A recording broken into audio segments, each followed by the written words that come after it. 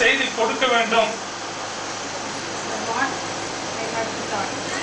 அப்படி என்று ஜெபித்துக் கொண்டிருக்கிற வேளையிலே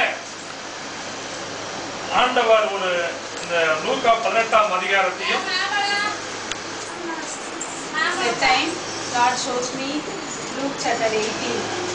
அதே போல ஏசாயா 43:19 வசனத்தையும் காண்பித்தார்.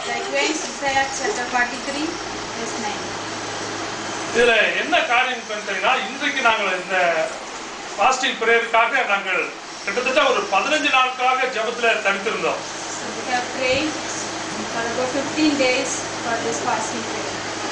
அப்பொழுது ஆண்டவர் இந்த செய்திக்கோசரம் சொன்னார்.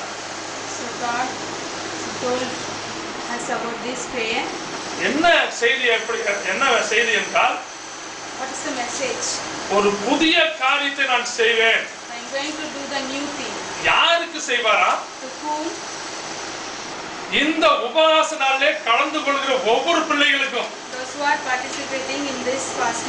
நான் ஒரு புதிய காரியத்தை செய்ய விரும்புகிறேன் என்று கர்த்தர் இந்த நேரத்தில் தெளிவாய் சொன்னார்.